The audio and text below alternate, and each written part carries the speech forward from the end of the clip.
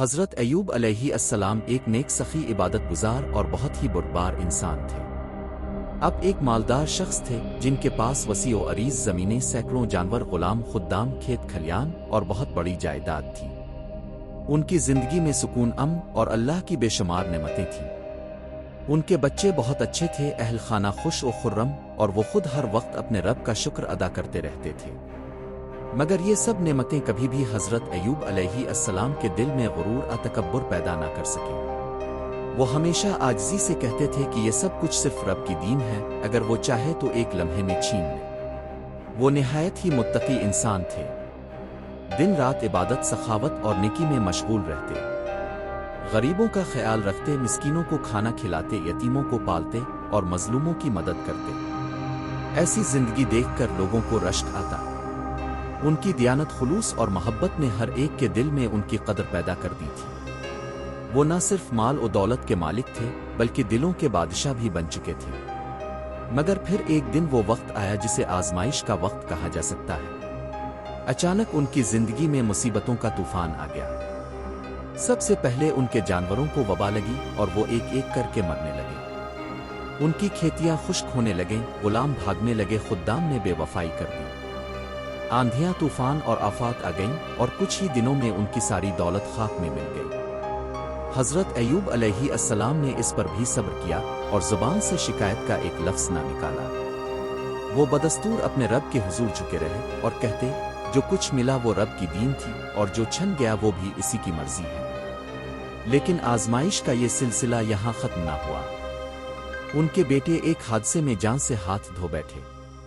وہ جوان، خوبصورت، نیک لڑکے ایک ہی وقت میں اپنی جانیں گنوا بیٹھے۔ باپ کے لیے یہ سب سے بڑی آزمائش تھی۔ آنکھوں کے تارے، دل کی ٹھنڈک، وہ سب بچھڑ گئے۔ مگر حضرت ایوب علیہ السلام نے پھر بھی صبر کیا۔ وہ گریہ و زاری ضرور کرتے مگر شکو نہ کرتے۔ ان کے دل میں رب کی رضا ہمیشہ اولین رہی۔ پھر وہ دن آیا جب ان کے جسم میں بیماری ظاہر ہونے لگی۔ پہلے جسم پر نشانات پڑے، پھر زخم بن گئے، پھر وہ زخم ناسور کی صورت اختیار کر گئے۔ بدن سے بدبو آنے لگی، جسم پر کیڑے پڑنے لگے اور وہ دیکھتے دیکھتے چلنے پھرنے سے معذور ہو گئے۔ ان کا جسم گوشت کے بجائے ہڈیوں کا ڈھانچہ بن گیا۔ پہلے لوگ ان سے تعظیم سے پیش آتے تھے، اب وہ ان سے کترانے لگے۔ جو لوگ کل تک ان کے دسترخوان پر کھانا کھاتے تھے وہ اب ان کے قریب آنا پسند نہ کرتے تھے۔ دوست منہ موڑ گئے، عزیز رشتہ دار دور ہو گئے اور شہر کے لوگ انہیں بستی سے نکال کر ایک ویران جگہ پر لے آئے۔ ان کے سوا صرف ایک ہستی ان کے ساتھ رہ گئی، ان کی وفادار باہیا اور سچی بیوی۔ ان کی بیوی دن رات ان کی تیمارداری کرتی، ان کے زخم صاف کرتی، کھانا تلاش کر کے لاتی اور ہر لمحے ان کے لیے دعا کرتی۔ وہ کسی سے مانگ کر کھانا لاتی، کہیں مزدوری کرتی، کہیں سلائی کا کام کر کے تھوڑا بہت راشن اکٹھا کرتی اور پھر اپنے شوہر کو کھلاتی۔ مگر کبھی ان کے چہرے پر ناگواری یا تنگی کے آثار نہ آتے۔ حضرت ایوب علیہ السلام اس طویل مدت تکلیف میں بھی رب سے بس یہی دعا کرتے، اے میرے پروردگار، تو سب سے زیادہ رحم کرنے والا ہے۔ ان کے لبوں پر صرف شکر ہوتا، شکایت نہیں۔ یہ بیماری کئی سال تک چلی۔ لوگوں نے طرح طرح کی باتیں بنائیں۔ کسی نے کہا کہ یہ سب ان کے گناہوں کی سزا ہے، کسی نے کہا کہ ان کا رب ان سے ناراض ہو گیا ہے۔ مگر حضرت ایوب علیہ السلام نے کبھی ایسی باتوں کو دل پر نہ لیا۔ وہ صرف صبر کرتے رہے اور اللہ کی ذات پر یقین رکھتے رہے۔